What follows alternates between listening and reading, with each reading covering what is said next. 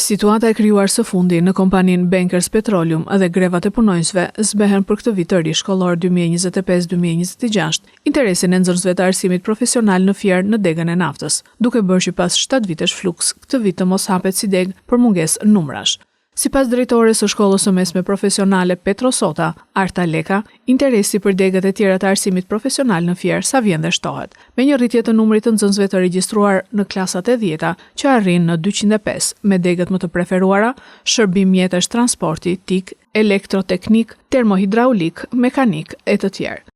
Kemi një rritje të numrit të regjistrimeve për sa i përket dhe nxënësve që vinë nga qyteti, sepse kryesisht këtu janë të regjistruar nga zonat rurale.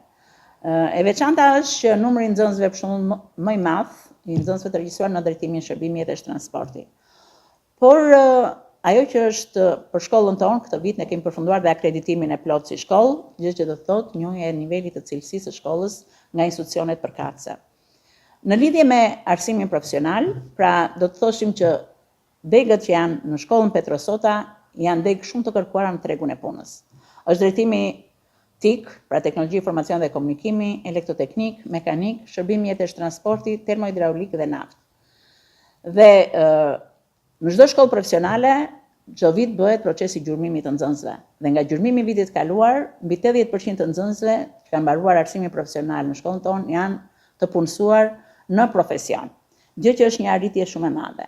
E veçanta e këtij viti që kaloi është që janë punësuar nxënës të drejtimit naftë në ndërmarrjet Alpetrol, Bankers apo dhe kompanitë e tjera të naftës.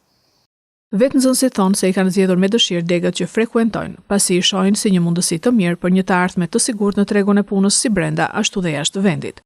Drejtimi i informatikës është një nga drejtimet më të preferuara nga nxënësit kohët e fundit. Ne gjithashtu ndjekim dhe një kurs në shkollë mbi inteligjencë artificiale, ku e dim që inteligjenca artificiale po integrohet në gjitha fushat e jetës në shoqëri. Kështu që na jep mundësinë për të qenë një hap përpara në çdo fushë të jetës, duke ndjekur këtë kurs fal shkollës Petrosota. Në vitin e tretë në degën e informatikës, unë kam mbaruar dhe kursin e inteligjencës artificiale. Ishte një nga arsitë që solli shkolla jonë. Ishte një projekt që më mësoi shumë gjëra të reja për inteligjencën artificiale dhe bëri të mundur që të kemi një certifikat më shumë në CV-n tim. Zgjodha drejtimin e termohidraulikës si një mundësi më e mirë punësimin të arën për një ekonomi dhe një jetesë më të mirë. Ndërkohë, keni filluar edhe praktika? Si ju duket? Mendoni se mund të përshtateni?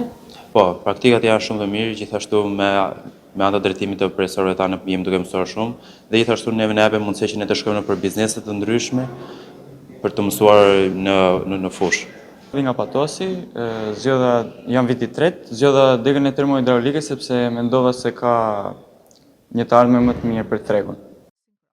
Sot kjo shkollë numëron 710 nxënës nga 640 të regjistruar një vit më parë, kryesisht nga Fieri, Patosi, Roskoveci dhe Mallakastra.